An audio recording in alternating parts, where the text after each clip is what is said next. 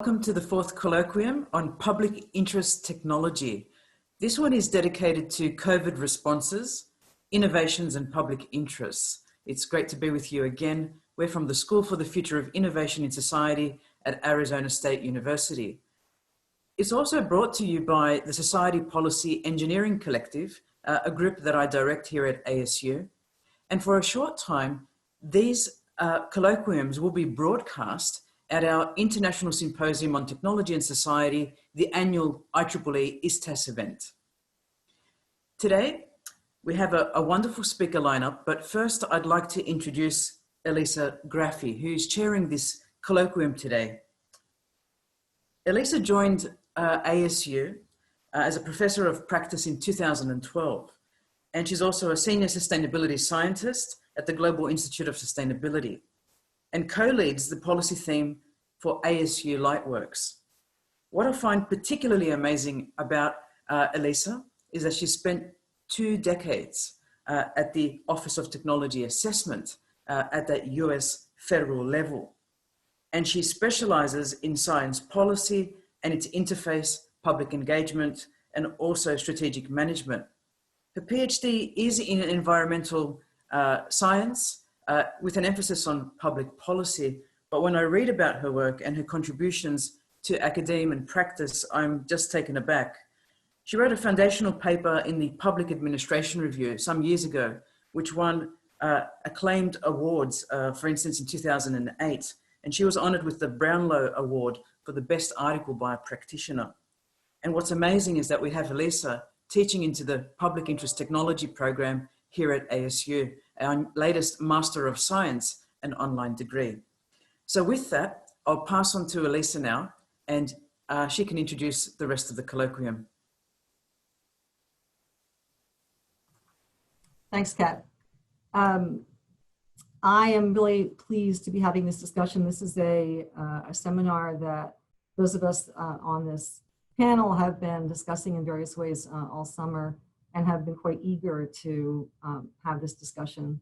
And having it in the context of public interest technology instead of in the context of pandemic response alone adds an extra layer of complexity to this discussion and some additional issues that are going to, I think, give a somewhat different spin to a conversation or a set of issues that all of us may feel that we've heard quite a lot about, and all it does is get more confusing and more complex. In order to cover this from the various facets that really do add some light, some illumination to the issues, we have with us Bob Cook-Deegan, who's a professor at SFIS, who will be speaking about medical innovations and the way those impact public responses to COVID. Kevin Dooley, who's a professor in the business school at ASU, is also a supply chain expert and a sustainable business expert. Anna Muldoon is a PhD candidate in our school. She is also part of the COVID modeling team at ASU. So she's been doing a lot of the kind of analysis that you hear about in the news all the time about whether the virus trends are going up or down, and positivity rates and all that sort of thing. As each person comes into the conversation, I'm going to ask everyone to talk a little bit about yourselves and explain why you're interested in COVID at all, because this is not an issue that most of us were thinking much about before about 6 months ago. And I think that will also give a certain sort of good lens to the idea that this issue is something that applies to everyone, that has a number of elements, and that we can actually understand them in an integrated way. So one of the things that I want to, you know what, there's my technology issue. So there are the shots of Kevin and Bob and Anna. I want to talk to you a little bit about why we are putting this particular combination of words together. Why are we talking about innovation and public responses with regard to the pandemic? So for one thing, let's define some terms. Innovation means to do whatever it is in a new way. And in this particular case, with regard to this pandemic that's widely described as being unprecedented and complex and having lots of intricacies that we're still only discovering, there have been a number of elements in the public response to the pandemic, to managing the pandemic. There have been crisis management innovations in the public realm, in the governmental realm, in the medical discovery, implementation, service delivery realm, in terms of the economics, in terms of understanding the impact on the economy, in terms of developing new ways of trying to carry out economic activities when we can't be in close contact the way we traditionally are. There have been innovations in scientific investigation and assessment. So beyond the kinds of modeling that Anna's going to be talking about, there's also been a lot of a ramp up in scientific investigations about things like masks and materials and how to understand the mutations in the virus itself and a whole range of things. There's a whole area developing in indoor air quality focused on mitigation and adaptation. Civic engagement is something that we'll touch on a little bit here because it is on the one hand part of any kind of public response to any kind of crisis.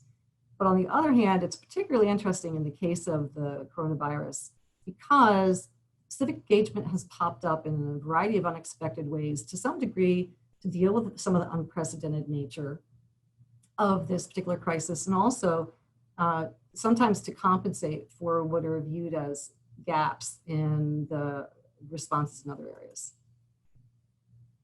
So here's another thing that we want to talk about. When we talk about public interest in the term public interest technology, there's a tendency to think that it means a particular thing, that it always means that we're looking for fairness and equity and inclusiveness. The thing is that public interests are studied by a lot of social sciences because there are a bunch of different kinds. There are a bunch of different ways to understand what public interest means. For our purposes today, one of the things that I want to stress is that public interests are always grounded in some conception of social ethics. And there are a lot of social ethics that people can pull from. There are a lot of philosophies about ethics. But I'll pull out a couple just to sort of give you an example. So one way of thinking about social ethics is that whatever you're doing, whatever your responses are to a crisis, the idea is to benefit the most people, the greatest number of people.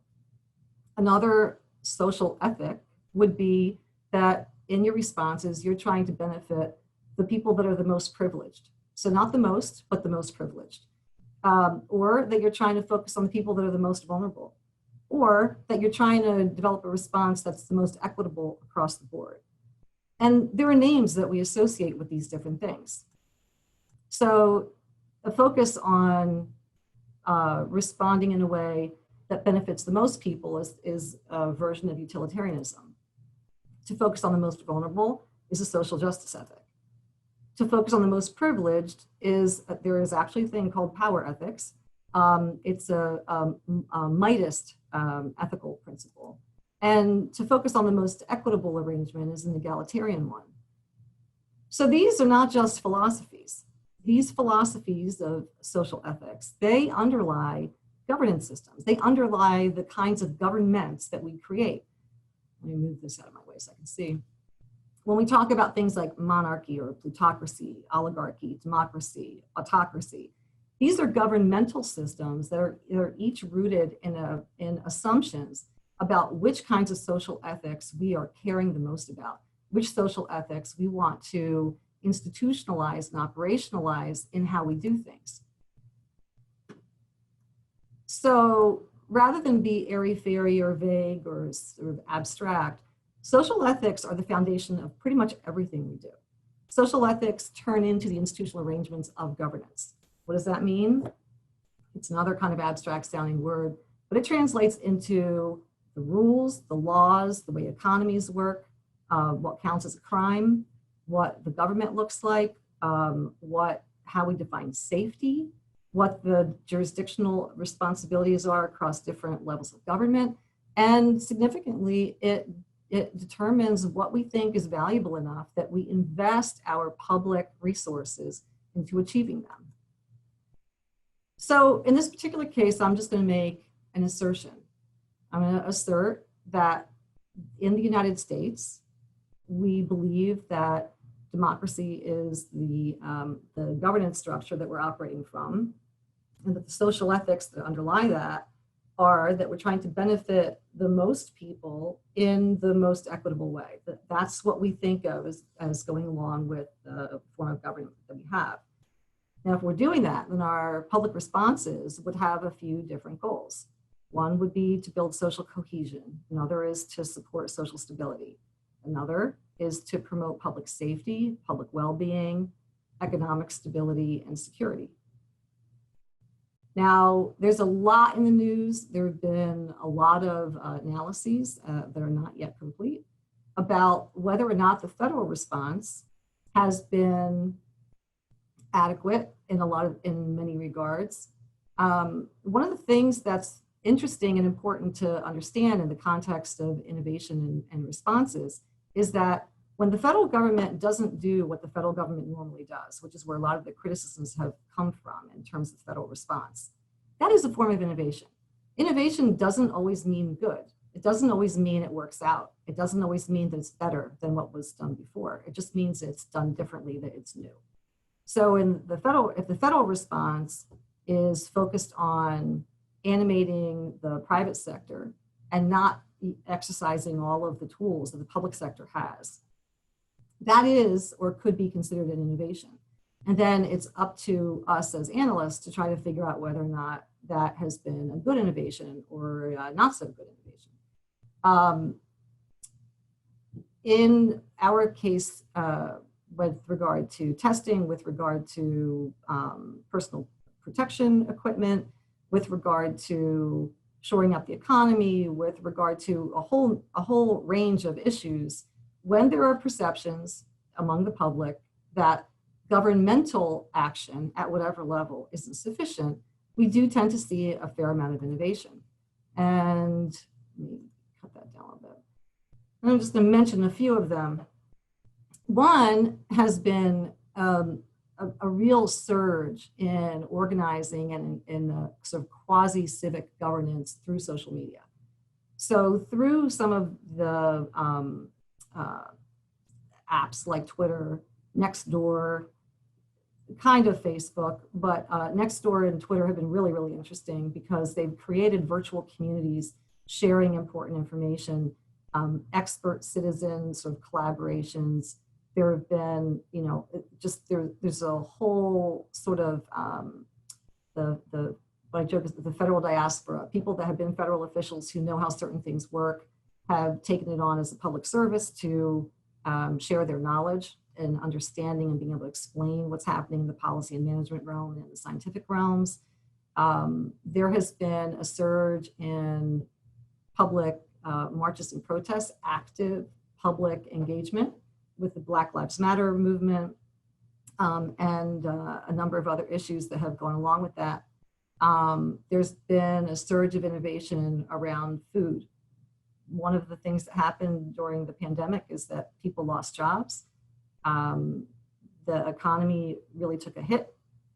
People have been hungry, and there have been a number of things going on from victory gardens in people's own backyards to community gardens producing food for food banks to a variety of informal arrangements where people are sharing resources, money and other kinds of food exchanges to try to fill in some of those gaps.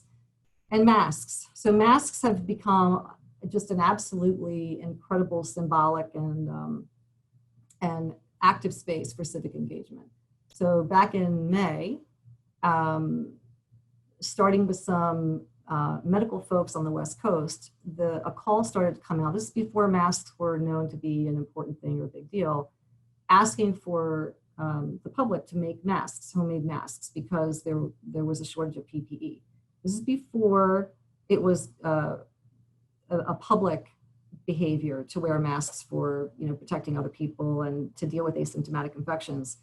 And people started making masks at home. People are still making masks. People are ordering masks from abroad and bringing them to neighborhoods. People are using social media to take orders from friends and neighbors and health professionals across the country to sort of fill in those gaps. This is a movement that started in May, and it's continuing. So one of the interesting things about this, there are a number of them, but a couple things I want to point out in the context of public interest technology is that masks themselves are a type of technology. And part of what's going on during this movement is that there's been this very interesting collaboration between medical experts and members of the general public. So this isn't something that members of the general public decided would be a good idea. This is something that medical experts identified as being of critical importance, even though it was not being discussed as a formal public management strategy. And members of the public who knew how to sew became engaged. So this is an expert public or an expert citizen science collaboration that's been extremely fruitful and has led to a number of positive things. Now masks are everywhere and people are selling them. Nevertheless, this civically engaged mask movement continues. One of the things that is really interesting and useful to do is take some of those things I just talked to you about, the definitions of the social ethics that are going on and how that translates into thinking about public interests, and also thinking about the goals of the responses and how some of the I'm going to say the technologically based responses that we might be undertaking satisfy them. What do they do? So it's not just masks. It's whether they're homemade masks or government issued masks or commercially sort of manufactured and sold masks. It's whether we deal with advancing PPE, all the medical protection sort of equipment that we need, using the Defense Production Act, which would not be an innovation. That's the way things are typically done during a crisis. That's where the federal government goes out and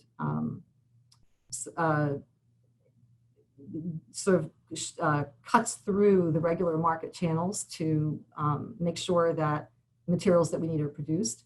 Or whether we don't do that and we instead try to use the private markets. And I'm guessing that Kevin's going to be talking about to some degree. Same thing is true with tests, whether they're tests to check on infection or whether they're tests for antibodies, whether they're federally administered, designed and administered tests or locally done. It makes a difference in terms of what the social impact will be and how well they satisfy some of those criteria that we may care about. The same may be true for how the pandemic itself is analyzed and how data are collected and reported, how modeling is done, what kinds of things are being modeled, what things do we care about.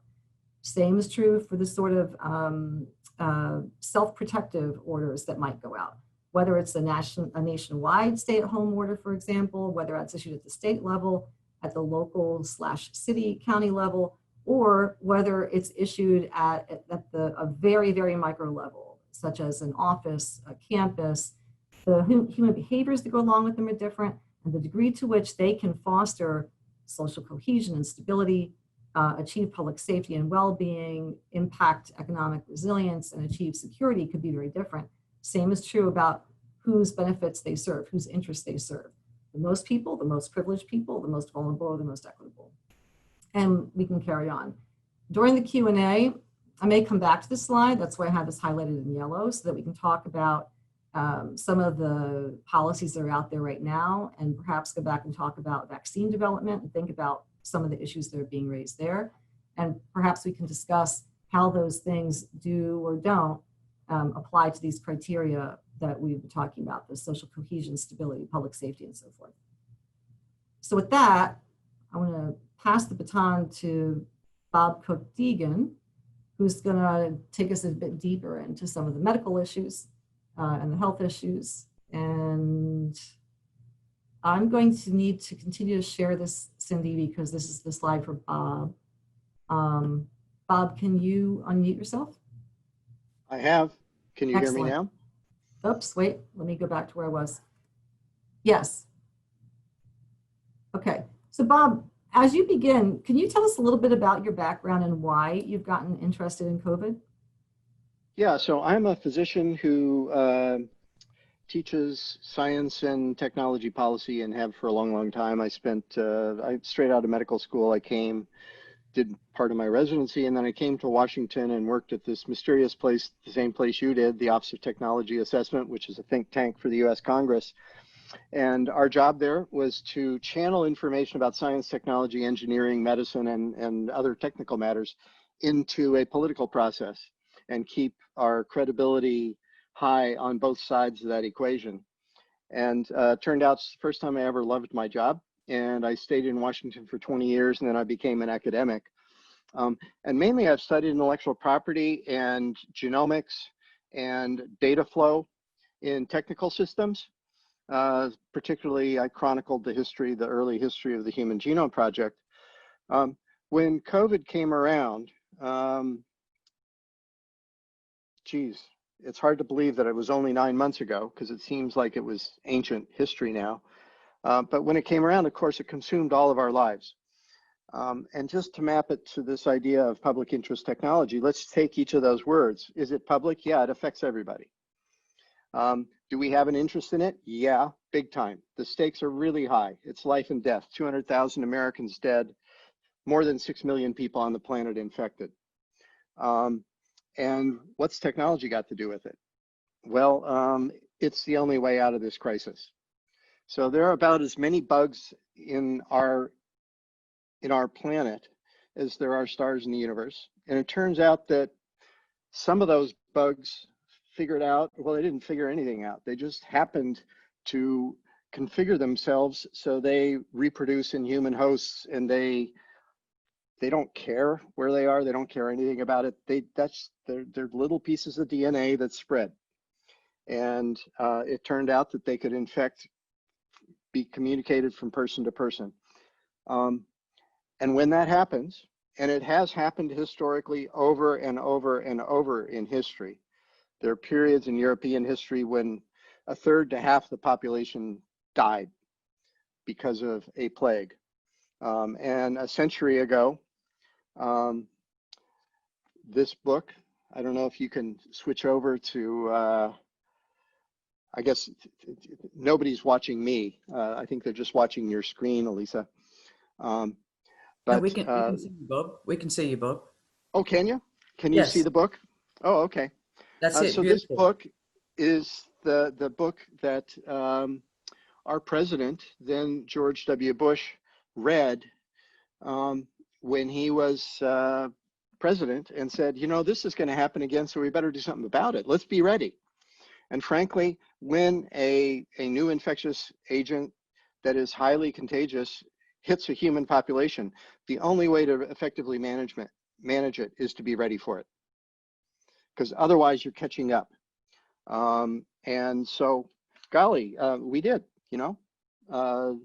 The president sent down the commands, and in fact, our government began to make plans, what could happen, develop strategic policies and technology approaches for developing vaccines and tests and protective equipment. And that carried over actually into the Obama administration. And then, like human beings do, we kind of forgot about it. And at the state level and local government level, public health has been for the last 20 years kind of incrementally defunded and weakened. And we've got a crisis. The irony here is that technology is the only way out, and our nation is the technological powerhouse of the planet. We have more biotechnology resources. We have an excellent healthcare system when it can be engaged. And we had federal agencies that are among the best in the world. The National Institutes of Health, the Centers for Disease Control and Prevention. These are places where some of the best experts in the world, highest density of expertise on the planet. And in fact, before COVID, there was a formal assessment of who's ready to handle a pandemic, and the US came out #1 among the almost 200 nations on the planet. Didn't play out that way though, did it? And the reason that it didn't has nothing to do with whether we have technical resources that are unsurpassed. It has to do with deploying those and applying them to a problem that's emerging quickly. And we'll get into that. But what we have is a situation where fully a quarter of the cases and 1/5 of the deaths are happening in the richest nation on the planet.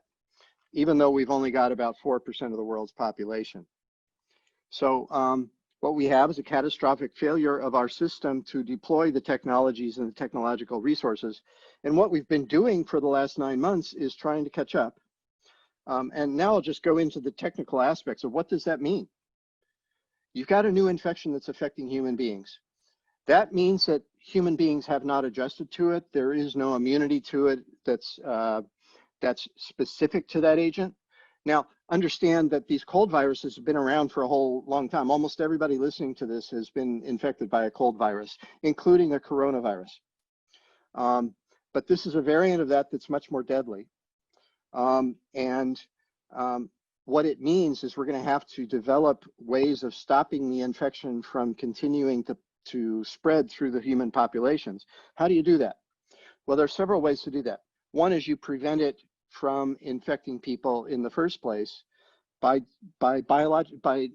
physical containment. That is, you stay far enough away from each other, you wear masks, you wear face shields. We know that it infects the body through stuff that's floating around in the air, and then it hits your mouth, or you touch something and then you touch your face.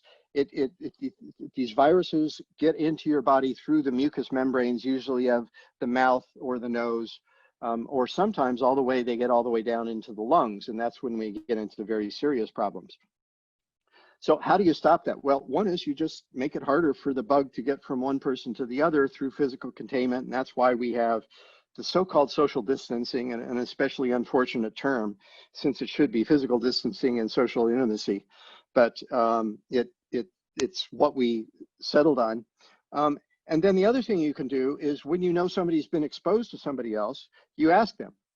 And if you catch it early enough, you can identify the people who have the disease or are potentially spreading it. And then you ask them, who have they been around? And then you go to those people and you say, please go stay in a room by yourself for 14 days until this thing goes away, or we're sure that it's going to go away. And it's very practical. It's detect, isolate, and then make sure that you're decreasing the spread of this germ. So that's one thing that you can do. And some countries did that really well. New Zealand and South Korea and even China did a pretty good job once they just detected that this was a problem. That's a social intervention. The other thing you can do to prevent transmission is to develop a vaccine, and that's the technical fix. That's the American way. And we've got, if you've been following the news, there are 3 trials that are fairly far along. They actually, amazingly, made their protocols for how they're doing the initial tests on these vaccines. The first 3 vaccines that are in the queue out of almost 200. Those protocols for how this is going to be rolled out were made public just this week. And there are a lot of hopes that a vaccine will work. There's also some concern that it won't work because these are coronaviruses.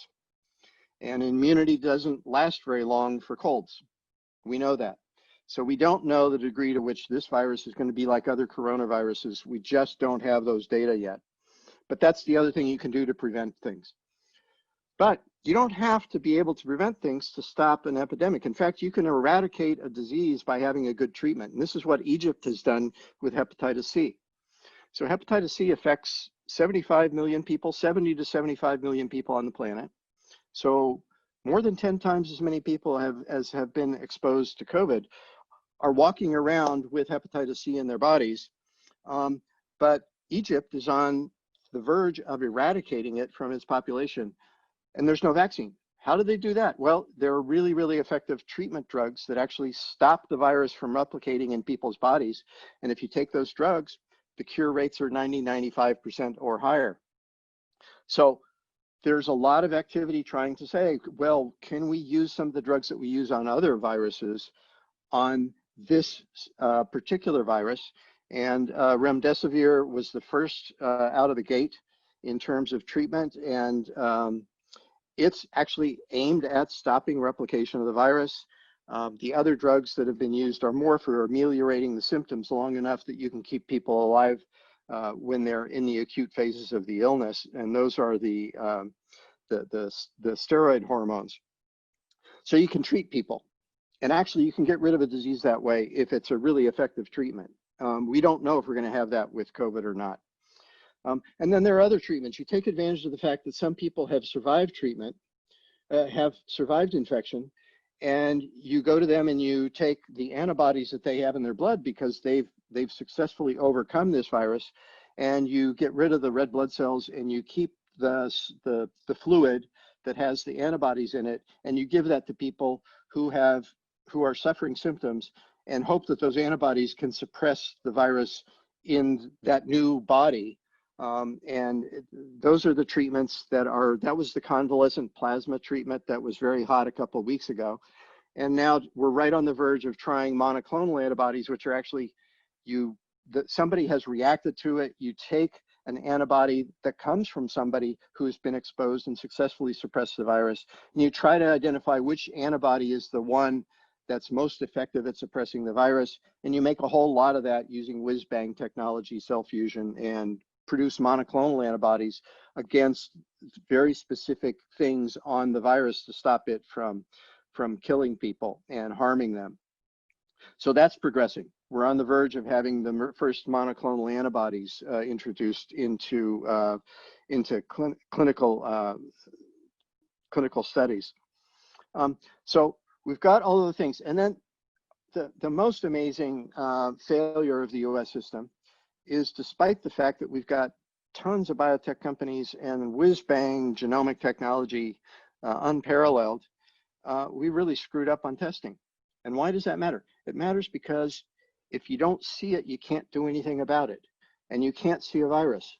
So what can you do to substitute for that? You have to have a technology that allows you to detect whether that virus is in somebody's body or not. And there are two ways to do that for detection. One is you actually detect the virus, the RNA in this virus itself. And you use that by making lots and lots of copies of the RNA. You turn it into DNA, you stick it into a machine and make lots and lots of copies through polymerase chain reaction. And then you say, hey, was any RNA from this virus in that person's body or not?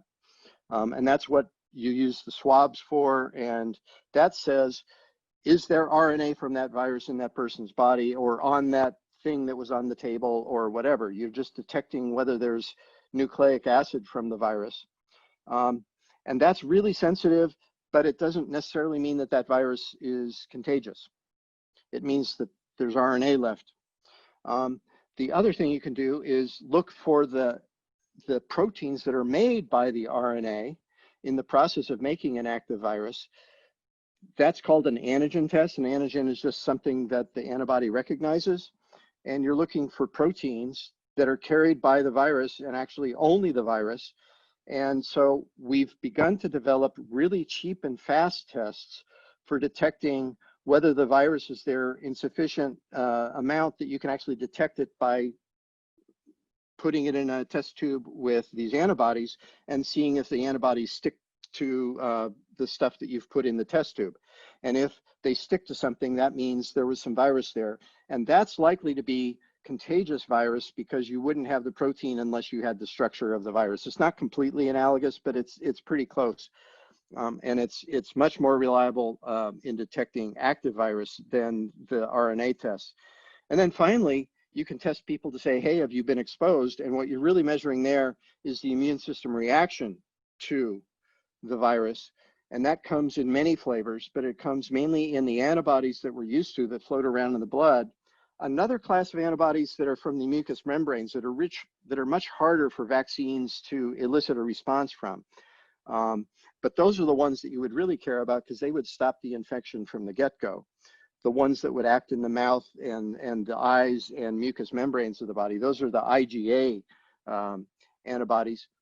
And the final kind of immune reaction is cellular mediated. These are actually cells, white blood cells in your blood that are going to go in and pounce on the cells that are infected by the virus and kill them. So those are T cell reactions. And the vaccines that are being developed are trying to elicit that natural response to an infection, but without having the infection, by imparting parts of the virus. There are many kinds of vaccines that are being developed.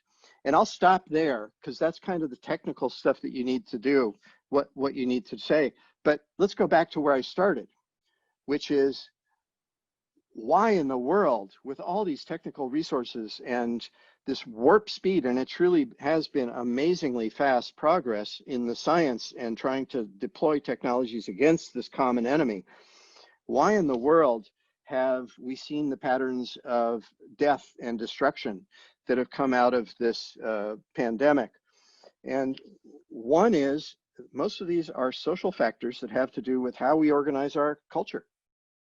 One is, if people are given a choice between going into isolation and protecting other people as well as themselves, but mainly once you're infected, you're protecting other people when you go into isolation.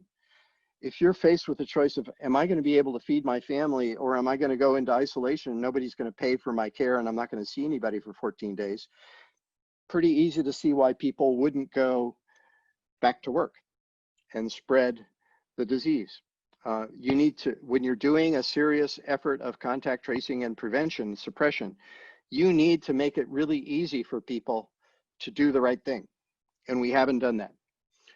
We also saw incredibly fast and destructive spread in places where there are high clusters of people who are highly vulnerable, like nursing homes, and in close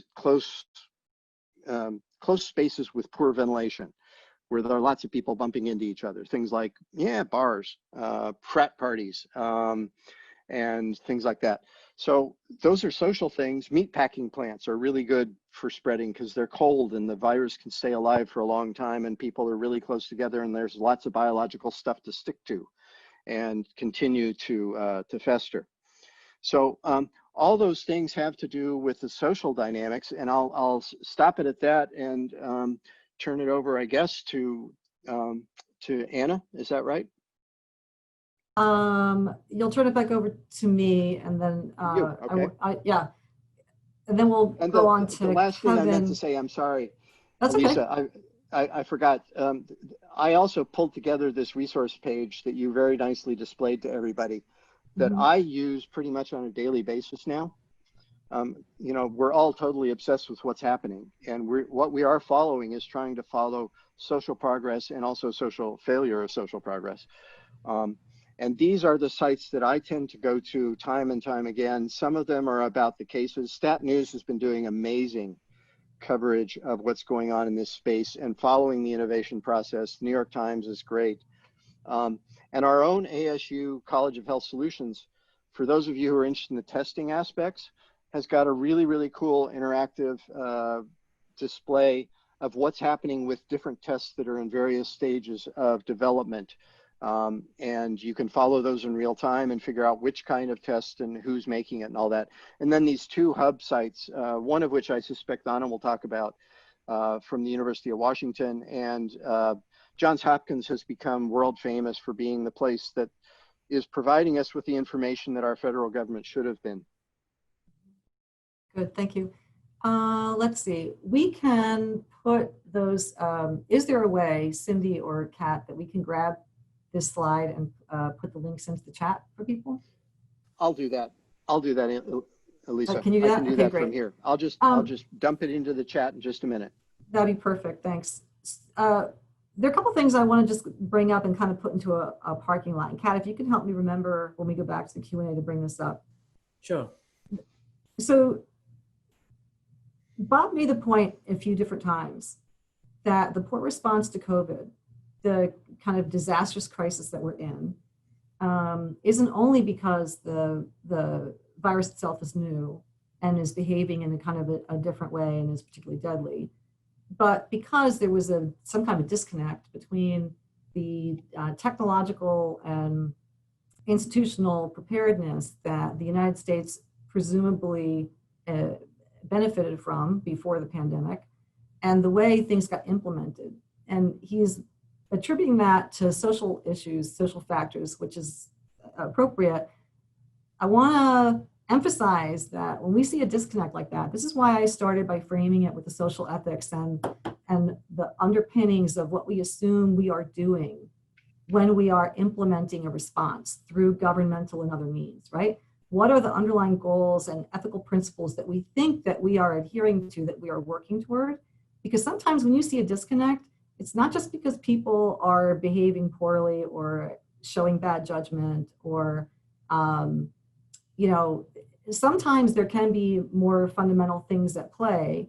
And that's an important thing to recognize. Government systems, governance systems are critical things, and making sure that the purposes are lined up between the formal and the informal channels is as important as making sure that we have all of the technological things, from the low tech, as in masks and social distancing, as Bob mentioned, and all the way to the highest tech sorts of medical treatments and vaccines. So I want to make sure that we go back to that. Kevin, if you can unmute. Kevin is a professor at ASU in the business school, and he both works on sustainability issues with a lot of large corporations across the country, and he is a supply chain expert. Can you tell us a little bit about how and why you got involved in COVID? Sure, and welcome everybody. Thanks for being here today. Thanks to Lisa and the panel. I'm not interested in COVID more than all of us have been individually affected, obviously. My daughter got married the weekend before everything closed down, so an important family event. Successfully got completed and no one was sick. So, you know, my interest as a supply chain professor, especially one who focuses on sustainability and climate change, et cetera, is how this is indicative or predictive of the future of our economic systems, which, of course, today in our global economic systems, the economy is the supply chain, right?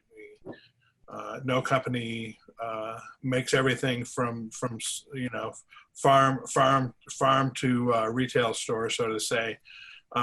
All companies depend on supply chains. And so as a supply chain professor, when we look at supply being disrupted somewhere, we think about a couple questions. How large is the impact? So what particular supplies are being put at risk? How long is the event underlying this disruption?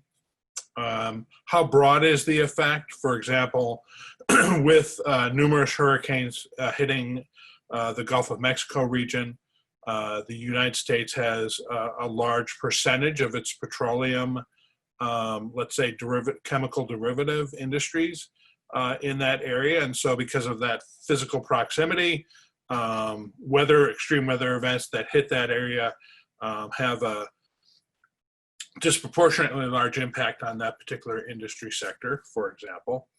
And then we think about where in the supply chain those impacts are.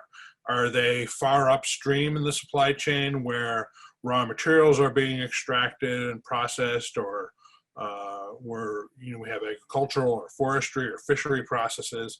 Are the impacts primarily with, let's say, a manufacturing plant that's in a particular location? And a famous example of that is that the U.S. car industry found out after the Japanese tsunami that they all depended on a single supplier for a very specialized type of paint. No one really knew there was only one supplier to the auto industry until the tsunami disrupted that particular factory, and everyone quickly found out. And it took about 9 to 12 months to recover that particular paint that was gathered a premium on the car price. And so in this case with COVID, we see that it is impacting all points of the value chain, including consumers and retailers and sellers, right? That it is not just about loss of supply, but it's about shifted demand, which is much more complex. So the reason that we have not enough paper products at the grocery store, is the same reason why, in fact, in waste management, the cities that are primarily responsible for hauling garbage and recycling from individual homes have double the work, right? We've shifted demand in the case of waste from the office and the factory to the home. And so homes are now generating essentially the waste and the recycling that would otherwise be generated by a business. However, there are typically two different companies or two different haulers involved in picking up commercial waste and recycling versus residential. And so in this case, the demand shift, we have these optimal supply chains. In one case for waste management, we've optimized let's say business routes and commercial routes versus private residential. The private residential have a low density of trash per mile, and therefore they make the least money. So those are always dumped off, so to say, on the cities, right? And the more valuable commercial contracts, because the garbage density is higher in a commercial industry, those are typically contracted out to individual haulers. In the case of paper, we've optimized our paper supply system for consumers versus the business industry, the business sector of restaurants and hotels, for example. So if you were a consumer and really wanted to go buy some large stocks of paper towels, you could find tons, literally tons of paper towels in the B2C sector. These are primarily, big rolls of paper towels that, you see at a restaurant. They often have a very large amount of recycled content that you actually rarely see in the consumer side product. So one of the lessons learned here from COVID is that because of climate change, and because climate change impacts are both increasing in their magnitude, their frequency, and their concurrency, right? So we have California or East or West Coast wildfires at the same time we're getting hit with record temperatures across the United States. We're getting hit by hurricanes in the Gulf of Mexico. So we can expect that whereas extreme weather events tended to be isolated in kind of sporadic points in time, and they only occurred one at a time, unfortunately, the future is going to have a much more hazardous risk profile, and we're going to see these type of weather events or other climate change related impacts such as mass migration, et cetera, impacting our economy all at once. So this is not an abnormal supply chain or economy. This is I think, a portending of the type of volatility and therefore the type of resiliency that we need to build into our economic systems. And I tried to pull apart as best I could the notion of public interest technology.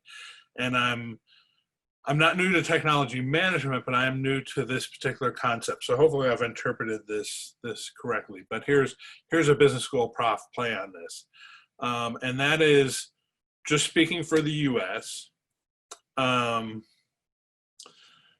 US is a market-driven society, regardless of the political parties in charge. It's built into our core.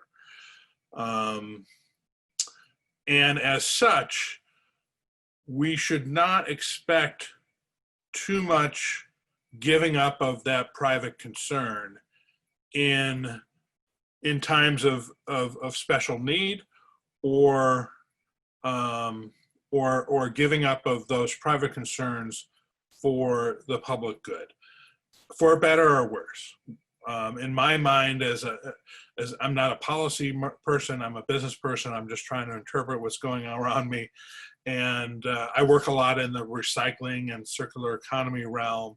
And, we're looking at policy versus market forces and stuff. And the bottom line is that if we look at masks, we can see both the success and the potential failure of such a strong market-inspired set of values and practices. So on the negative side, if you step back and look at this at a system level and look at it as a supply chain management problem, anyone in your first course in supply chain management, you would learn for your critical supplies, centralized purchasing. Centralized purchasing. You're going to put your best purchasers at the table to do that centralized purchasing. You're going to be able to follow certain principles and guidelines that lead you to make strategic decisions. You're going to get better cost, right, because you're buying in aggregate. Rule number one, centralized purchasing for critical supplies. Could you imagine, for example, that the university would allow a individual department, academic department, to purchase, spec out, purchase, and oversee construction of a new building? Now, the college that's going to reside there or whatever, of course, could be deeply involved, but the university itself has the expertise, it has the supply connections, and it has the processes really to efficiently and effectively spec out a new building, find the relevant suppliers, and oversee that process.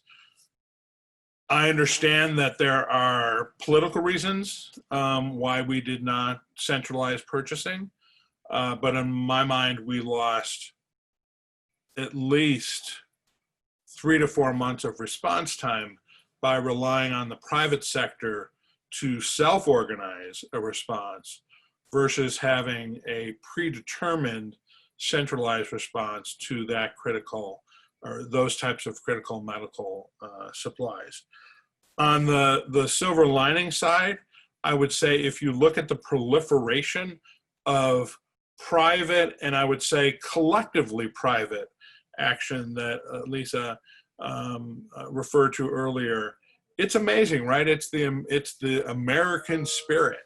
And so on my social media, all I see are all these advertisements for all these different masks. And I don't know if how some of them are good, but I mean, in terms of like I know that last Christmas, I bought everybody stickers. Like stickers was the big thing, right? Because we all have water bottles and we want to put stickers on water bottles and on our notebooks. And so a lot of my Christmas stocking stuffers were stickers.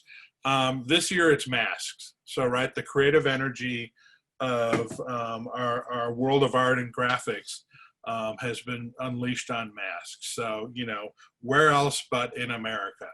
My guess is if you looked at global purchases of masks, you know, I don't know what our supply is on the commercial market, but just like pop music, I would bet that, you know, people around the world are attracted to our artistic flair for our masks. You know, we didn't think about the waste that would be created by this product. So just like America to have, first of all, way more masks than we need overall, but not distributed in the right place, right? So you still have doctors that don't necessarily get access to N95 masks. But here at home, I know they're not N95 masks, but we must have 24 masks in the car, in this bedroom, on this dresser. And just like America, or just like me at least, our family, to be overly consumptive. But then also not really worry about the end of life, right? And so the fact is that what we're going to do with these masks is primarily throw them in landfill, but we don't really have another solution for textiles anyway, right? So that's just a systemic problem. As just to kind of close on what I think is what I observe as a positive example of public-private public interest technology is that if you start off on the public side with the Intergovernmental Panel on Climate Change, IPCC. The IPCC, was formed, I think, about now 25 years ago. Its purpose is to interpret the science related to climate change and then present those interpretations of peer-reviewed science to policymakers and the public, and very importantly to commercial entities, to private entities. And they have agreed on standards, they have shared data, they have shared computational models. It's not to say that there is not active energetic debate among scientists within IPCC about assumptions, validity, validation, et cetera. But nevertheless, it's a collective effort that has, to some extent, the ego and the reputation of the individuals involved in it has been subsumed to the greater social need to create a kind of uniform view of this critical issue to the public. So you have that emerging on kind of the academic and maybe to some extent including the government laboratories and whatnot. Then you have, following in the last 5 years, the example of the Science-Based Target Initiative. So how do corporations help us meet our global commitment to a 1.5 or 2 degree increase centigrade future? Well, they do it through following the algorithms that are part of the Science-Based Targets Initiative. And so what scientists have done is they've figured out, here is the proportion of greenhouse gases that really corporations are and should be responsible. And if you're therefore a corporation, we can give you the algorithm so that you as a single company can kind of calculate what are the goals that you should have, that if indeed all corporations followed this methodology, we would collectively meet our climate goals. And this is, to some extent, it's hard to find an example where companies have given up their goal setting to an algorithm, right? So when a company commits to science-based targets, they're committing to a share of collective responsibility that is beyond their kind of interpersonal or power-related negotiation skills. They are giving up their goal setting to an algorithm, and whatever comes out of the algorithm, so be it. If they're committed to this collective goal, they have to accept that. So to me, that's an exciting example where you have innovation on the kind of public-private side to create a common base of science to draw from, and then you have corporations collectively committing to a methodology that allows them towards a movement towards a collective goal. And we see that so much in the sustainability world these days, where companies are getting together. In the US, there was just the launch last week of the US Plastics Pact. And again, these are corporations who are making a collective commitment towards a certain amount of recyclable content or biodegradable content within their plastic portfolio by 2025. So it does seem that companies are beginning to see that whether it's giving up their own intellectual property, as Nike did when it gave away its intellectual property to the Sustainable Apparel Coalition many years ago, or it's making collective commitments that they have to collaboratively engage on to meet their public commitments. I'll stop there. Yes, thank you, Kevin.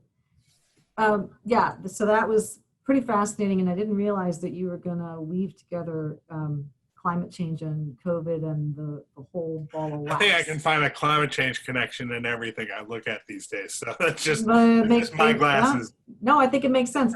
There are a few things that I want to highlight from what you said before we move on to Anna. One is that you talked about in several different ways, the importance of science-based targets. So the importance of science-based criteria for trying to figure out what it is that we're trying to achieve. This is not necessarily to say that the science-based targets are going to preempt policy goals that might be different, but they really are important. And you've made the point that, what I refer to as civic engagement or public engagement, we're talking about, say, non-governmental. In this case, you're talking about the collective action of the private sector, right? As well as in some ways synergizing with some of the public engagement that we're talking about. That's right. And that it has its own sort of rhythm and its own way of doing things. And we have seen, as you say, that some of the innovation has really come from that collective spirit, really, for trying to solve problems in whatever way. And I have also noticed that there does seem to be a sense that there's reason to make a hypothesis that it's because of the failure or the perceived failure of the public response compared to what we would expect, what we'd normally expect, that may have triggered more of this sort of surge. I think it's there already. What's I that? think that train is already long gone, in my opinion. Well, I'm saying that it's hard to know. You mentioned it, you talked about it as a silver lining. It's kind of hard to know whether we would have the same level of innovation across the board that we're seeing without that initial, like if people had felt complacent that, the public managers have this in hand, we don't have to worry about it. Would we still see some of the innovation that we are seeing? It's a worthwhile question, but it's one that's worth asking and actually critically analyzing. Same way you mentioned that the initial response to the pandemic did not follow supply chain 101, right? And supply chain 101 is the normal public response to a crisis. And so you said that you thought that we lost probably 3 to 4 months. This is what I meant in my presentation, in my words at the beginning, that doing things that are different from the way they're normally done is innovation, and innovation isn't always beneficial. So this idea, one can analyze where it came from, what it's based on, but there was an idea, an explicit idea that was acted upon to not rely on traditional public management strategies, but instead to allow the public sector to, as you say, self-organize. Understand. And yeah. I think that, so there is a theoretical reason though, why I would stand by my premise. Mm-hmm. So if you maybe distinguish between two types of solution spaces, right? In complexity science, it's called the rugged landscape model. But it really applies to kind of any design problem. And the question is, if you look at a landscape and you think about the goodness of a solution somewhere in that landscape as the height of a mountain or a hill or a valley, and your job as a designer is to find the highest point in that solution space, right? The best solution. Now, if it turns out that there's only one best solution, there's only one big mountain somewhere in the landscape, mm-hmm. It doesn't matter who you send out. Eventually, to search for that mountaintop, eventually everybody will find the same top of the mountain, right? And so the only reason to have kind of multiple search parties out searching for the top of the mountain is just to get there faster. But once everyone gets to the top of the mountain, everyone agrees, oh, this is the best solution. Right now, imagine a landscape that is, like the old golf course ASU used to have, where it's just these rolling hills, and there's lots of kind of hills in a neighborhood that have height. And your job, there's 1,000 hills out there, 1,000 solutions. They all look pretty much the same. They all look viable. How do we find the best solution? That's really where you need to send out kind of individual search parties to search those different neighborhoods and find that local peak. But you still need them to communicate on what they're finding in their neighborhood, right? You don't send out these search parties and then not hook them up with walkie-talkies. Our private approach, which was exemplified or is exemplified if you look at some of the large-scale technology bids that the government has put out, whether a pit of Boeing, versus a Honeywell, and each kind of go off and design their own thing and they don't communicate with one another. That's great for creativity. Once you come up with a solution though, and you know what the solution is, it's stupid not to centralize resources. So I agree that searching for a vaccine, you want a lot of independent teams loosely connected, not overly connected where they're constraining the solution space. You want as broad an exploration as possible. But once we find a vaccine, we need coordinated production capacity. There should be one best way to manufacture that vaccine that should be easily findable. And what I worry about is that our private concerns will keep us from the collective capacity that we could have if, for example, that intellectual property that's discovered is in fact made public, so that any manufacturer could pick up that. And I would say that in making masks, there was no creative task. So we didn't have to, we didn't need a market solution with a bunch of concurrent kind of emergent discovery processes to figure out how to make a mask. We knew how to make a mask. And so we should have centralized immediately. Whereas with a vaccine, I think it makes sense to have a distributed system for searching and creation. But again, once you come up with a solution, at least structurally, it makes sense to centralize. No, that's really interesting. We'll move on to Anna now, who will bring us back to the ground when it comes to thinking about the pandemic. But I just want to put you on alert, Kevin, a number of people in the chat are wanting to bring up the sustainability issues related to pandemic responses, so we might get back to that. Anna. Yes. There you are. Would you like to share a screen, or would you like to speak without slides? Okay. I'm going to share a screen just because I think visuals make this a little bit easier. Okay. And if you would just take a couple of minutes while you're getting yourself set up to just give a little bit of your background, which is a pretty interesting and relevant one, and explain what you're doing, that would be great. Sure. So, hi, everyone. I am Anna Muldoon. I am a doctoral student in the School for the Future of Innovation and Society. I am also a research professional at ASU.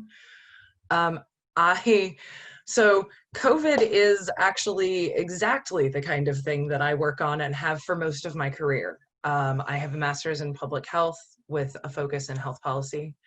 And I have worked in and around infectious disease since 2009. So this is in fact exactly the thing I am and always have been interested in. I just sort of hoped it wouldn't be this bad when it came. So before I came to ASU, I spent nearly 10 years at the Department of Health and Human Services in the Assistant Secretary for Preparedness and Response, which works on preventing, well, exactly what we are experiencing right now. So I have been doing this for quite a long time.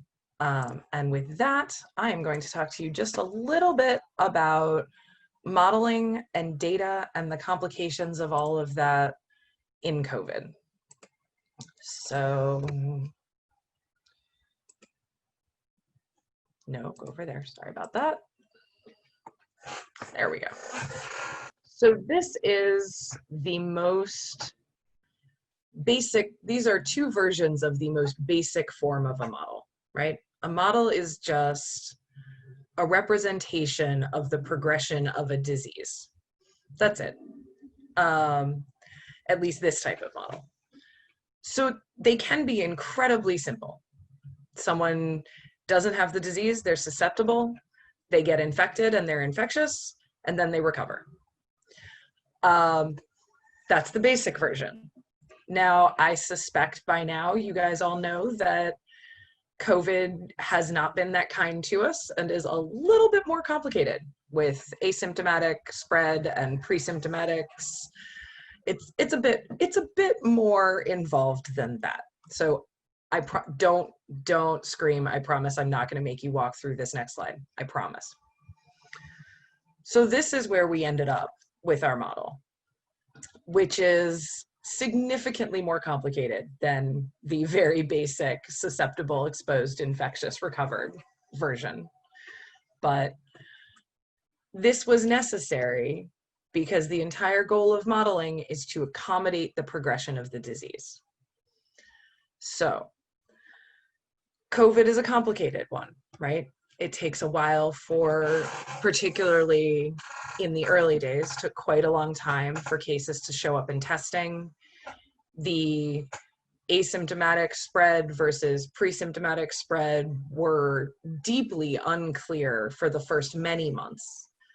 So the process of building this model was sort of definitely building the plane as we were flying it, but also was a process of constant change, constant rearrangement, constant searching of literature and the discovery of new information as we were attempting to build the thing in the middle of a crisis. So it requires a lot of brain-bending thinking around whatever disease you are dealing with. And I would say for most diseases, there's no such thing as a perfectly standard model that you don't have to adapt to fit the disease specifics. So I'm actually going to skip a couple of these.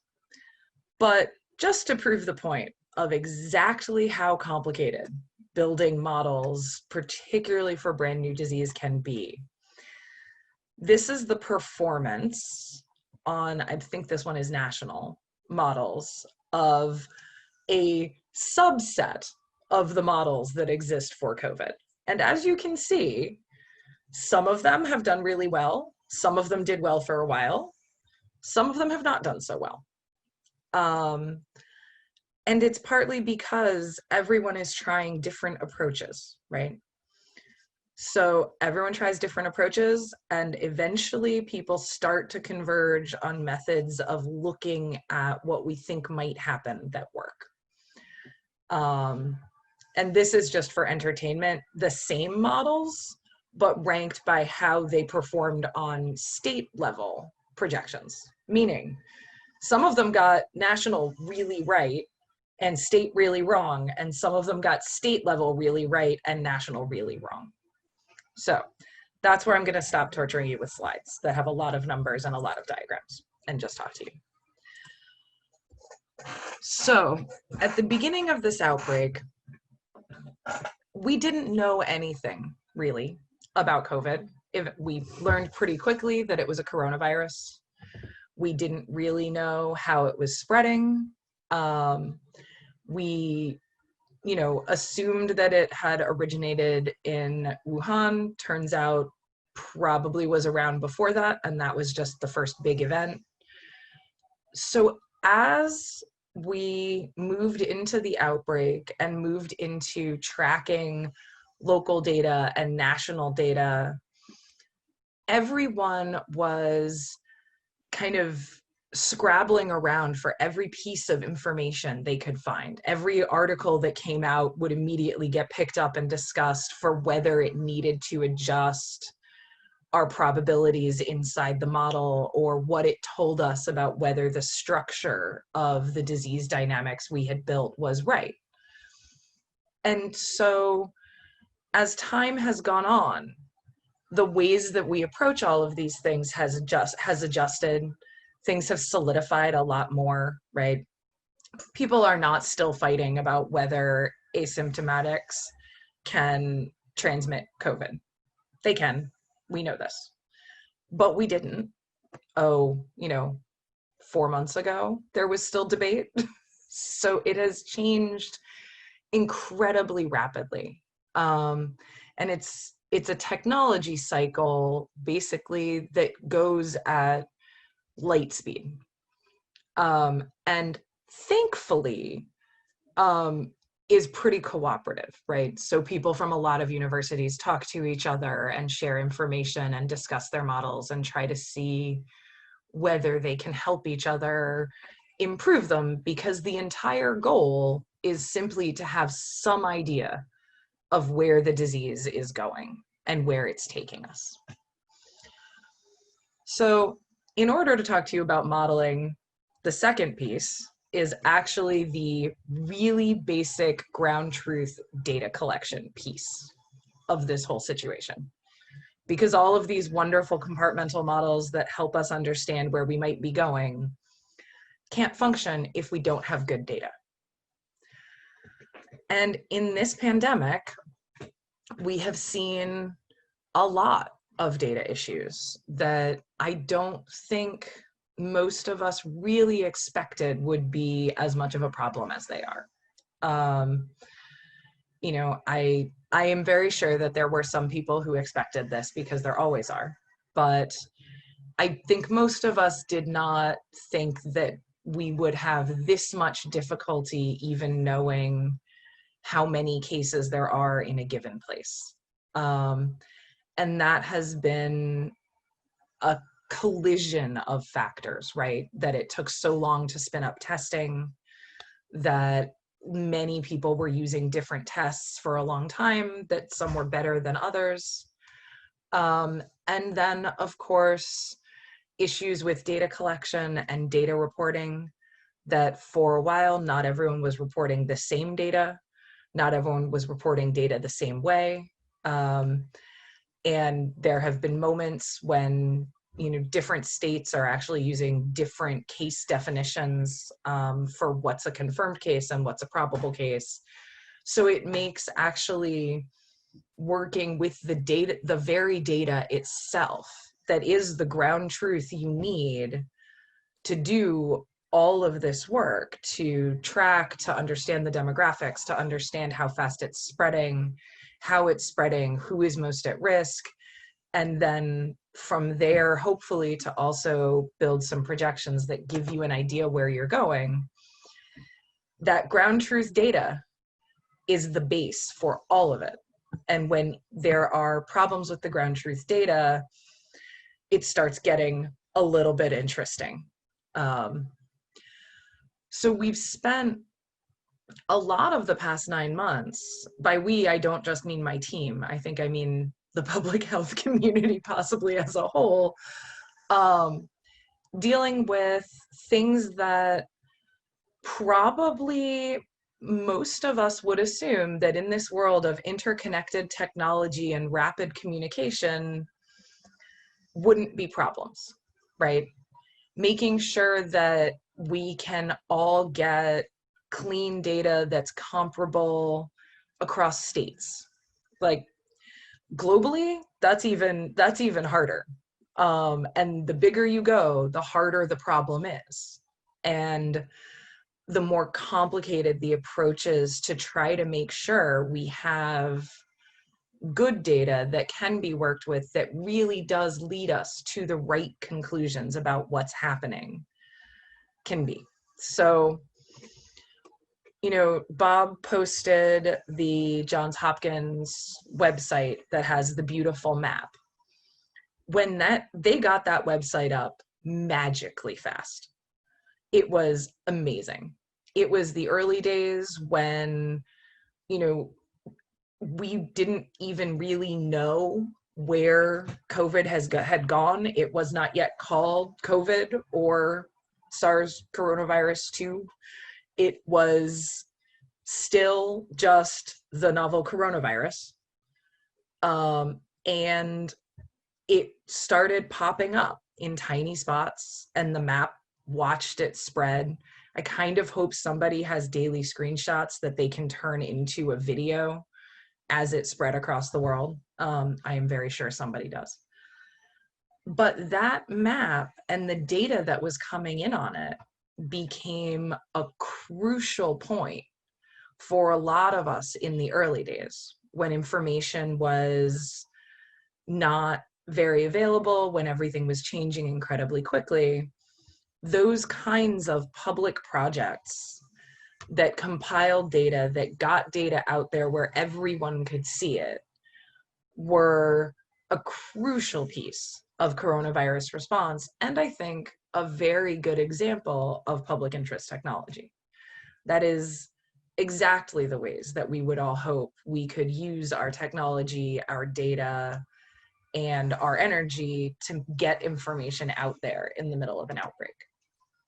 So I think it's also worth noting that we now see everyone creating COVID trackers, right? The New York Times has one, the Washington Post, Hopkins. I could not list them all in the time we have available. And they're all similar, right? But everyone takes their own tiny slant on how they want to look at the data. We have some standard measures that most places report, you know, the number of cases, the number of deaths, the number of hospitalizations, the number of tests, the percent positivity. These have become standard measures that people, I think for the most part at this point, understand at least what trends in them mean. Most, I think, public health people never actually thought we would be discussing the differences between RT and R naught in public, well, ever, but that has also become a joyful activity. And so those trackers are another kind of example of how the obsession and the use of public technology has really created this crazy amount of information that is mostly the same information, but not quite. And the digging through it gets really complicated. So there are so many other things that I could talk about that have happened with data and modeling and epidemiology in this moment. But I think I'm going to pause there so that you guys have time for questions. Unless, Elisa, you'd like me to keep going. Actually, I think Well, this is Anna, a really an interesting place to stop, because what Kat is going to be talking about is some of those surveillance approaches, which are a different way of thinking about using that data, right?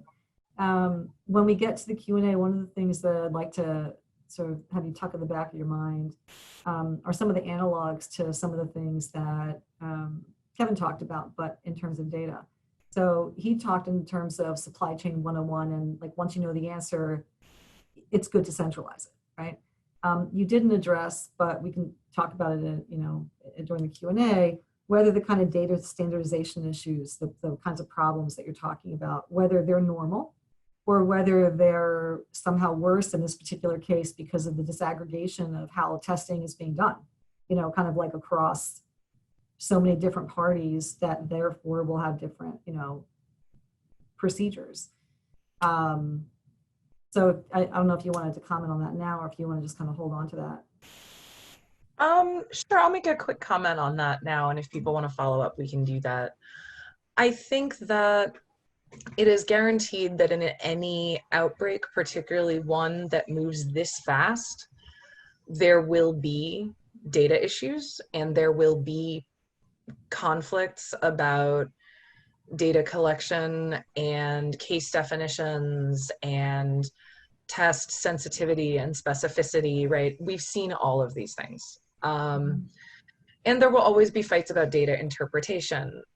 I am not actually convinced that centralized data solves all of the problems, because some of the problems are just ground truth problems in how working in this kind of incredibly rapidly shifting landscape of disease goes. It's always unpredictable, it's always changing, right? So I think to some extent, those problems can be solved with better communication, but the things that are simply a facet of infectious disease, and particularly emerging infectious diseases, they just are what they are, and I'm not sure that those will change in any outbreak ever. They've been the same forever, and I think they will stay the same. Well, that's great, because now Kat can help us understand how the different methods that people are using for surveillance just iron out all of these data problems so that we can have full confidence in what they tell us, right? It's nice to be with you, Lisa, especially to come after Anna, Kevin and Bob and yourself. Well, where do we start? The first thing is to say that this is not new. We've been trying to track pandemics since around 2003 using these lovely shiny devices called smartphones, but at that time they were sort of 1.5G, not even 2G. I came out of a company, Nortor Networks, that spun off a 200-person sized company called Andrew Corporation and later CommScope that actually deployed the first mobile alert system in Hong Kong within 48 hours. Just took them 2 days with Sunday Telecom. And that app was one where you SMSed a number to receive a mobile alert as you came towards a SARS-infected building. And having lived in Asia all my life, Australasia, we're not new. It's not new. Pandemics are not new to us.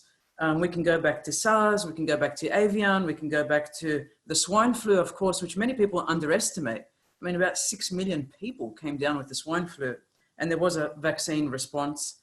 There was MERS more recently, and now we have COVID-19.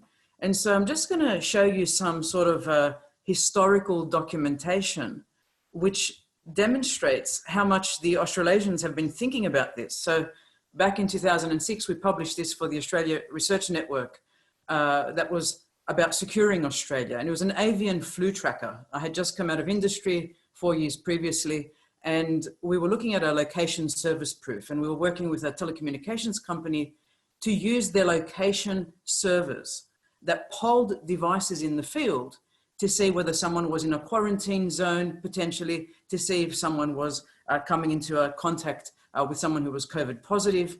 And it was all about simulation at that time. Remember, it was a proof of concept, but apps were around. We were looking at 3G. I had just been involved in 3G auction spectrum bids all over the world. And so I knew that this thing was coming where we'd have more location intelligence. And just to trigger everyone's memory, it's not like nobody died as a result of avian. We even have not eradicated in some parts of the world avian, and the same with SARS. It still exists in remnants, but the number of cases of deaths were nowhere near what we've seen today with COVID-19. And so we, went to business and had some scenarios and created this particular application, which looked at individual confirmed cases of avian, and then how we could mathematically simulate this in an environment which was location-based using geographic information systems. You could have a dashboard, you could see alerts, and the whole idea was, well, if we could have health surveillance and visibility, possibly we could reduce the transmission rate of a pandemic outbreak, whatever that pandemic was. Of course, we held annual workshops on this. We had a wonderful doctor from the Cochrane collaboration come to us, Professor Chris Delmar from Bond University at the time, looking at tools of evidence-based practice in making decisions on national security. And here, when we look at pandemics within the realm of national security, we're really talking about social securitization. We have to securitize our populace from disease, from pandemics. And one thing that we took away from Chris's talk was that we would have to have an emphasis of three things: vaccination of the population, if a vaccination existed, the stockpiling of antiviral drugs, which is what Bob referred to, and physical barriers of hygiene methods. And, wow, he told us the transmission could be reduced by 30% in a pandemic if we just washed our hands properly. 30%.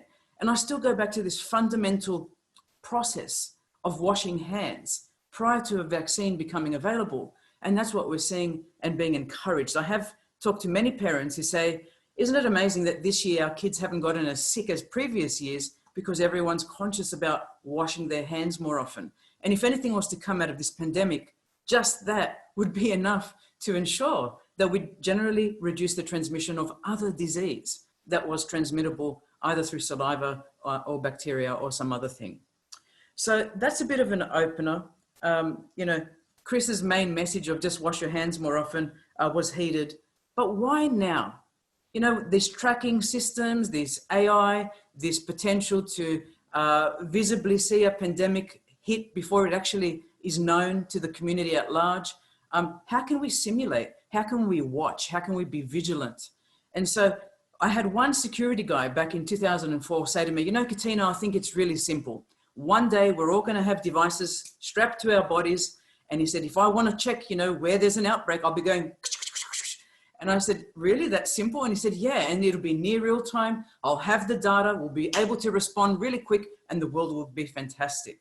And I said to him, of course, he was defense personnel. I said to him, but do you think the public would accept this?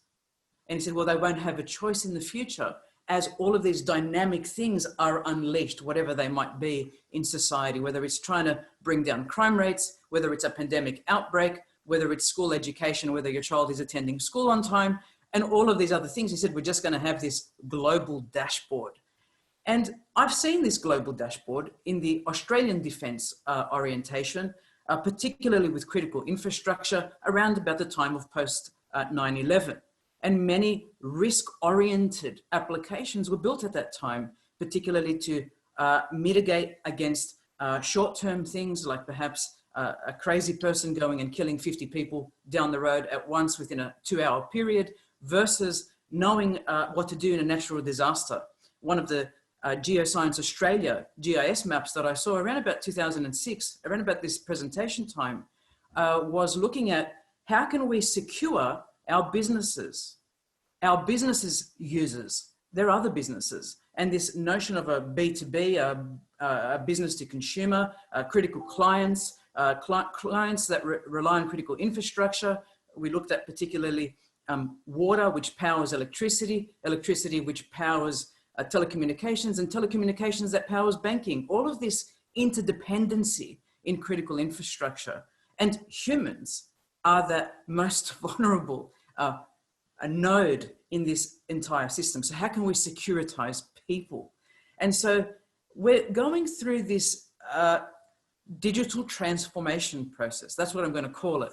Governments across the world, they had mobile government strategies, and now they're going towards digital transformation. It's the ripe time, I think, in many countries to be experimenting with the potential to reach your citizenry through this humble smartphone, which now such a large portion of the world actually has ownership of. How can we create bidirectional feedback loops with the end user? Here I'm showing a GitHub environment. GitHub is where you put software that's been compiled with use case analysis and other kinds of scenarios and maps and the actual open source code. And in GitHub here, it's an example of an application of knowing the supply chain and understanding where masks are available in pharmacies in Taiwan. Now, Taiwan has one of the lowest transmission rates of COVID. And what they've done is built an app looking at the availability of masks in particular pharmacies in an area near you. And what that tells us is that the government has an excellent visibility on perhaps where people are buying masks, where there's a shortage of masks, and areas of concern where there isn't an uptake of masks because there's a huge availability or oversupply. It's a very interesting kind of thing. Wondering as well whether people who go to buy these masks at a pharmacy actually use particular kinds of cards to access the purchase of the masks. So a very sort of indirect but very direct knowledge base of mask availability and transmission potentially. So this notion of mobile government, just-in-time practice, contact, location, and condition. Together with Dr. Roba Abbas, I've spent maybe the last 16 years looking at the availability of apps that do look at contacts, do look at location tracking, and do look at condition monitoring. And if we start with the fundamental contact tracing concept, we've got this manual process that has been in existence through the World Health Organization. And we've said, now we're going through digital transformation. Now everyone has smartphones. Let's automate that contact tracing process. And contact tracing is about relative positioning. It's not absolute. It's not my X and Y coordinate on the Earth's surface. That's location tracking. That's knowing someone's exact location versus someone's relative location to someone else. So we had this big debate over whether we should have centralized or decentralized architectures in the software, whether we should go with just a contact tracing app or a contact and a location tracking app. And then we've had some more recent innovations with condition monitoring. And the form factors involved with all of these things, they vary. We have seen apps deployed that do rely on Bluetooth low energy, using the Bluetooth sensors in smartphones. But not all smartphones have the same level of BLE sensor in them. And so sometimes the apps that have been created work properly and other times they don't. Australia had a case where they didn't. Australia just adopted the Singaporean Trace Together app and sort of amended it and landed in trouble when the app that they tried to amend really didn't work with the Apple and Google devices that were proliferating in the Australian community. Other issues that we saw that halted the progress of Australia's contact tracing app, which was also seen in other nations, included accessibility issues, included only having the app available in English, included the fact that kids don't always run around in the playground with smartphones in their back pockets, despite that they were being encouraged to do so. And parents were being told by the government in Australia, get your kids to download the app. People with cognitive issues, issues to do with bugs. There were so many bugs. People were receiving alerts through COVID Safe and being told that they were coming into contact or had come into contact with someone with COVID, a confirmed case of COVID, when in fact that was false. So people lost trust in the actual app. And I'll show an example here where I started to model, and again, going back to Anna's wonderful presentation, you have to know, if you're going to say, we're going to rely on social securitization and we're going to go to this with a technological response, you have to know the number of people in your country, the number of children in your country or that space, maybe it's your state or your city. You have to know how many people actually do have smartphones. What's the penetration rate? Does every single person have a smartphone, or is it a smartphone per household? And what about that discrepancy when people share mobile devices? The eligible target audience, therefore, is estimated. And then you look at market share. The iPhones, unfortunately, had a greater issue with many contact tracing apps across the world. They weren't registering through their BLE sensor that someone had come into proximity with them, and they weren't exchanging anonymous identifiers between phones. And then you had the Android issues, and we have a whole list of these. Australian security researcher Vanessa Teague went on to GitHub publicly with friends like Chris Culcaine, Eleanor McMurdy, and Robert Merkel, and basically said, here are the issues. We've got payload encryption issues. We've got spoofing issues. We've got consent issues. We've got other issues. And the technical community responded saying, why didn't you give us these apps in open source? So we could at least help you overcome some of the preliminary teething problems, which would have meant that the Australian public would have had greater trust in the app and greater trust in the outcomes of the app. And so we could go through this whole list, but I won't bore you. The other thing is that the individual nation states that were investing heavily in their own government-oriented apps were trying to keep beefing up these numbers. Oh, we have 1 million downloads in the first 24 hours. Oh, we have 2 million over a week. But what happened was we weren't seeing these public numbers being advertised widely in newspapers. So I took it upon myself and started monitoring how many downloads of the app were occurring daily, because the government surely wasn't exposing this. The other thing they did is they got security people like myself and Vanessa Teague and basically tried to silence us in the first days of the actual app, when we realized there were issues with the Apple implementation and the Google implementation in terms of the Australian COVID Safe app. So the app only cost $2 million, but purportedly the number in terms of marketing reached something like $65 million because they wanted people to download. And they kept going on about, well, it's not going to be mandatory initially, right? It'll be voluntary initially. What did that mean? And Australian citizens really responded in a way that was unpleasing to the government when that kind of rebuttal occurred. The other thing that happened was, well, we don't really know where these 6 million downloads purportedly came from, like prove it. And then multiple upgrades of these apps. And, you know, if I downloaded it in the first week, do I need to download it again next week and in 3 months' time and today? And this agreement that finally came in terms of exposure when the government conceded that the app they had built wasn't actually working effectively, and they would be calling on the help of Apple and Google with their decentralized system. And so a bit of transparency goes a long way in these things. The other thing that we started to see was pressure from various governments. Okay, we have a contact tracing app. It doesn't locate you. It doesn't say where you are on the Earth's surface, but it tells us about your proximity to others that could be COVID positive cases. And so then we started to see this sort of fear mongering. We've bought GPS anklet devices for people that don't comply to quarantine in places like Hong Kong now, you have a wristband that is worn during quarantine when you should be self-isolating. And if you go outside, your neighbor will surely snitch on you. And we've seen this as well through legislation here locally in Australia, where I am.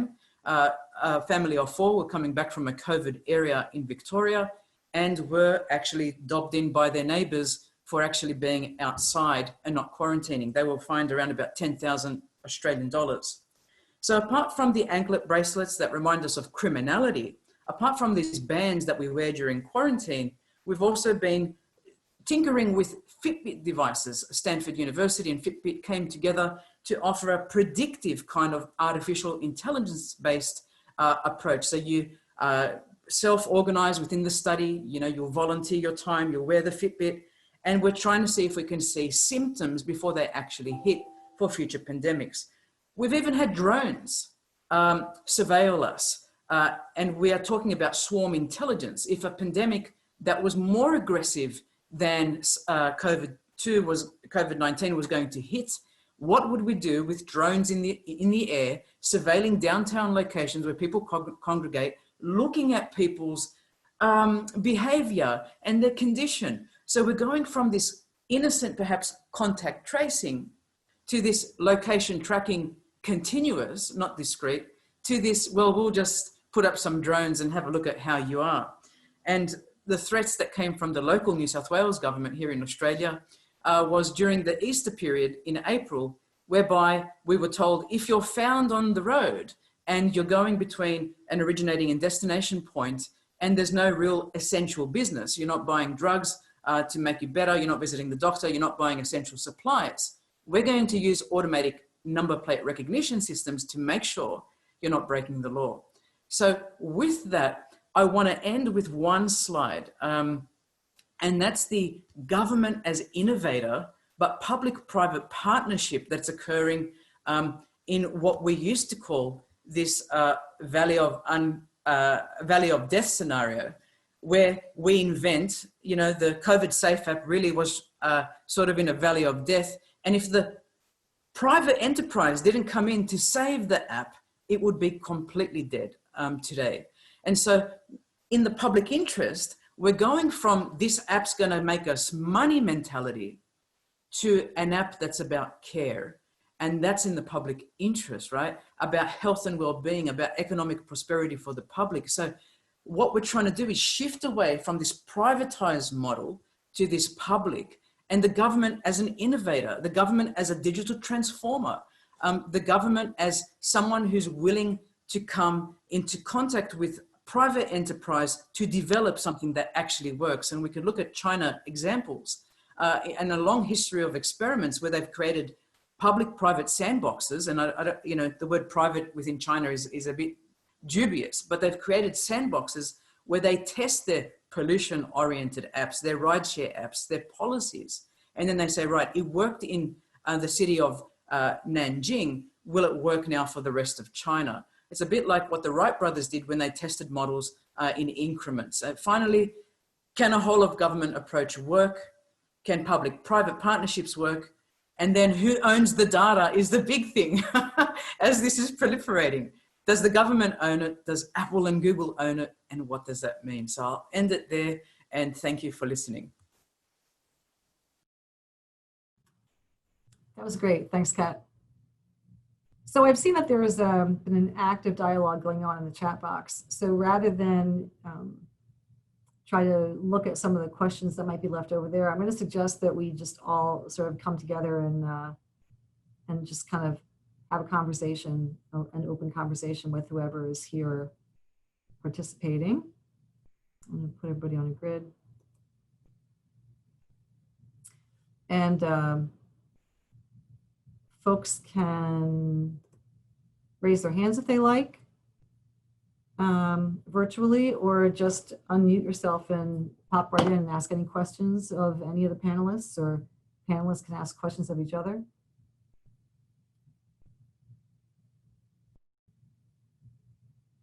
So I had a question for Anna.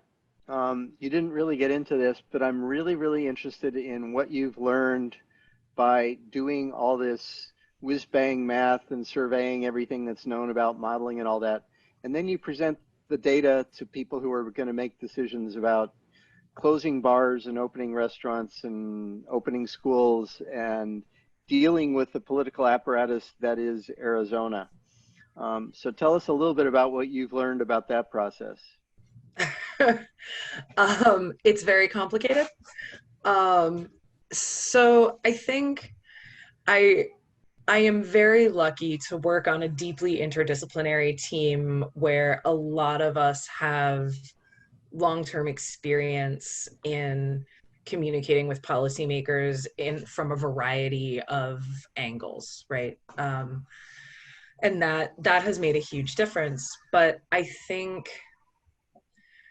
one of the things that we have found is that it is very difficult to explain the difference between projection and prediction, right?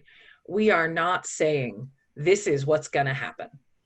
We are saying, given the current conditions and social choices we have made, this is where we think we are heading.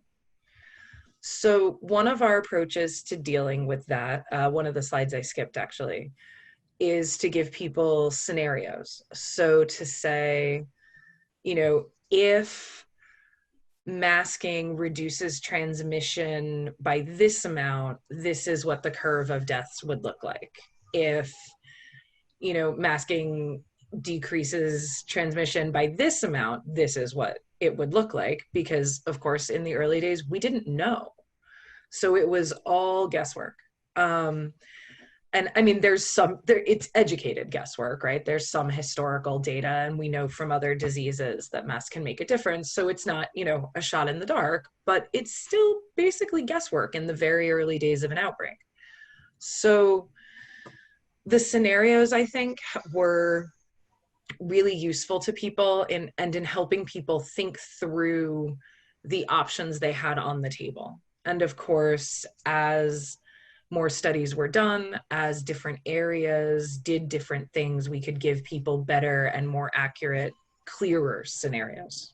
The other thing is, wow, does data viz matter? How you visualize your data, what colors you use, what your lines look like, right? Are your lines thick or thin or points? It's that minor. But we, I think, have put a lot of time and a lot of thought into how we visualize our data now and why, and what we learned in the first, you know, couple of months of doing this through trial and error about what visualizations really get people to think in the ways we're trying to help them think, and what makes that easier, what makes that harder, and how we can do it better. So sorry, that was a slightly longer answer than I really meant to give, but. Anna, can I ask you a question? How do we get authorities to believe your projections? Because I do know they were accurate and they probably could have helped the state of Arizona significantly. What can we do? What other public engagement strategies could we have utilized to get a bidirectional listening happening? I mean, I think it is a difficult question in the context of an outbreak that became very political very early, right? To give people information that is really deeply and truly not what they want to see.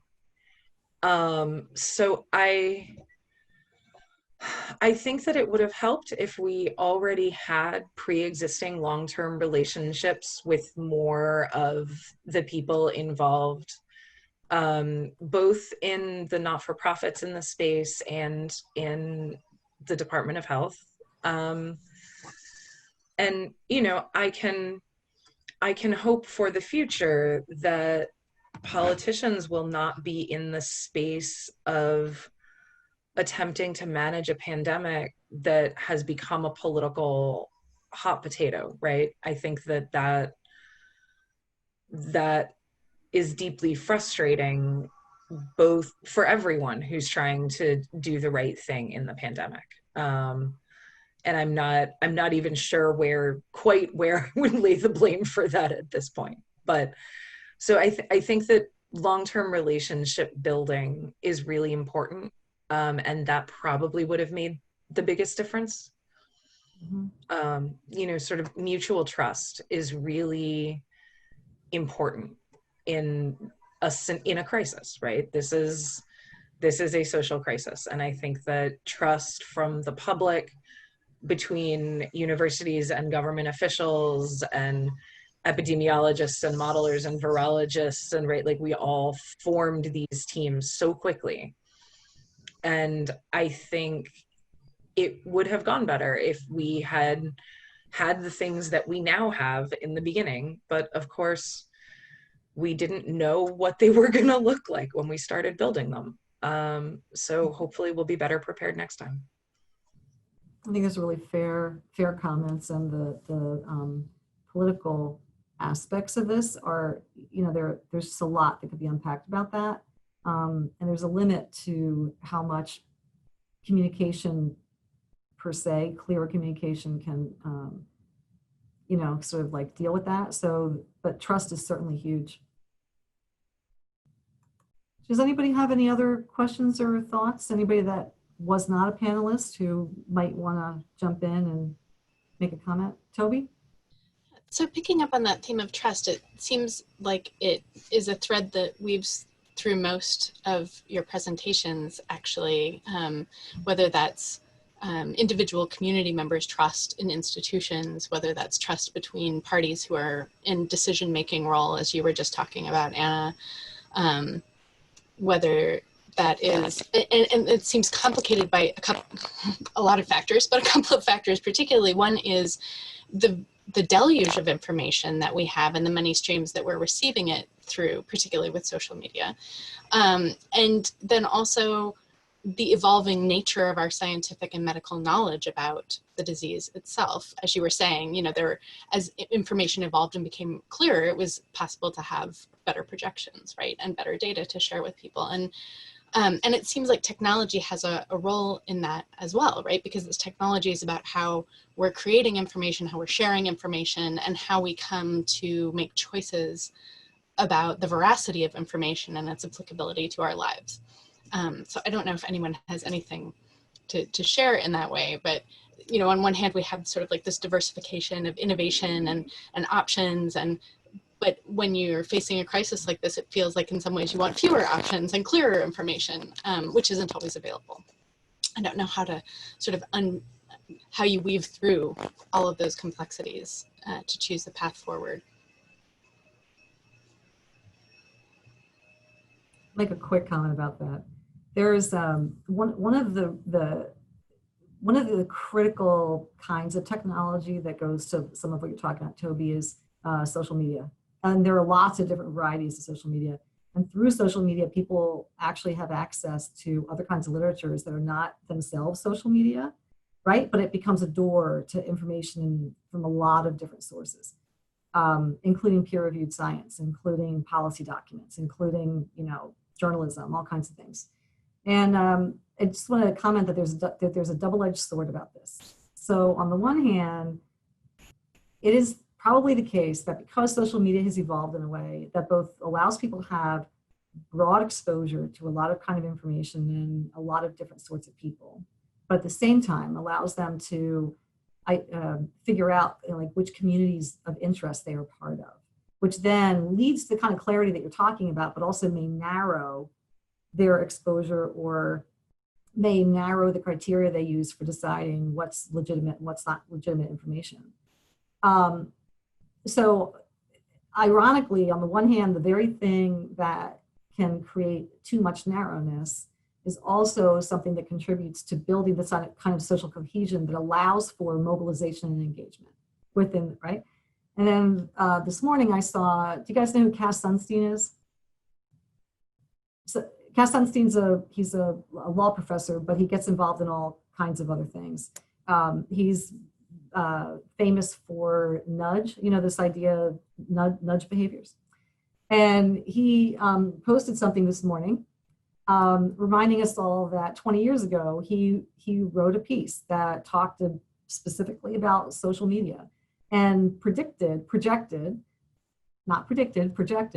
that the way it was being utilized would in fact create small communities of people, so that rather than have shared understandings that are the bedrock of democracy, we would end up being fragmented into different communities of interest, different communities of knowledge, and that it could turn out to militate against an ability to work together. And you know, the thing is, you get both things out of the same technological evolution. You get the good stuff and you get the bad stuff. And it's, Katina, is there a way to only get the good stuff? Oh, that's the $1 million question. But I think the mentality of build and they will come, or the Industrial Revolution, mass market, changing. And we're seeing this fracturing. I was involved in a private closed door, and I can talk about it publicly, but I can't talk about the contents, but it was the 2030, how do we reduce the splintering that's happening, the fracturing? How can government still keep their control over the populace? And it was a comparative study, 2030, between Australia and Singapore. And so they started to list individuals in types and communities in types, but actually we are now building for communities. These apps are not going to work for everybody, but how do we bring people together? Going back to Toby's comment, it's all about trust. I heard trust as well, a recurring theme. If we don't trust each other, then the social fabric that holds society together starts to unthread. It starts to become like loose pieces of thread and string. So I think that's what we all have to work together, this shared view. What are the shared values that we have? Perhaps we all have different values, but what are those shared values where we build and co-design together? That's a lot of the work of Robo Abbas at the University of Wollongong, looking at this co-design as well, Kevin, with your supply chain work. It's exactly the same. I don't know if you wanted to say something, Kevin, on that, just before we're getting so short of time at the moment. But Kevin, did you want to talk about that aspect in the supply chain and trust in the supply chain? Well, I'll just say very briefly that a lot of, in the supply chain realm, a lot of hope is thrown at things like blockchain, right, which are technologies to increase traceability, visibility. But supply chains, visibility is necessary for a relationship, right, but doesn't take the place of a relationship. So no matter how much technological capacity supply networks add to increase traceability, there's still the human constraint that you need if you want to develop a relationship within your, if you want to collaborate in your supply chain, or you want to persuade one of your suppliers to do something different, then you have to have a relationship. And so technology can help that, but it can't substitute for that. Yeah. And that's the amazing thing with all this connectivity. We'd think that the connections were close and knit. And I think you talk about the humans. It's all about the humans. The School for the Future of Innovation in Society always talks, it's about the person, right? The human being. And all of us have this recurring theme. So Elisa, I think, going back to your comment, I think that's what I want us to take away. Trust about human relationships, of course with machines, of course with apps, of course with our government entities and stakeholders. But going back to, while we have this hyperconnectivity, is it bringing us closer together, or it's sort of fracturing us even more? I think that's a very interesting concept to study. It is. There's one other thing that I just want to touch on before we close up shop for today, which is that in the busy chart that I showed, I want to go back to that for a second.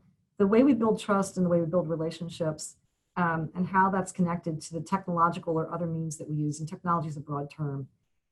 It's not just the things that we're using, it's how they get developed and how they, who owns them, who's it, right? So all of us are talking about things like that in a different way, but let's go back to masks, which are very simple.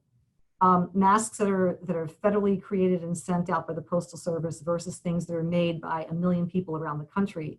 They're very different in terms of the social experience of those, in terms of the kind of social benefits that can go along with them. I'm not saying which one's better or worse. I'm just saying that they're different. And the same is true with testing. The same is true with modeling. The same is true with like a number of the things we've been talking about with the COVID Safe app you were talking about, Kat. was a terrific example of that, right? The government alone versus partnership and all of the complexity in that. And that kind of stuff, I think, is what I think we just scrape the surface of those issues, but they're really critical. They're critical for how we deal with the pandemic from here to however long it lasts, and for so many other issues. I'm going to close us out, Pat. Thank you, everybody, for participating today.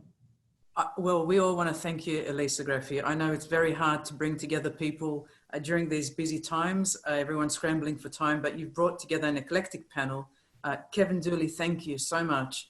Bob Cook-Deegan, Anna Muldoon, and Elisa, yourself, and I even thank myself for speaking. But all our participants, I'm having great joy in seeing this public interest technology colloquium being seen even after the event. So there are now people in the hundreds that are seeing these videos from the public interest tech colloquium.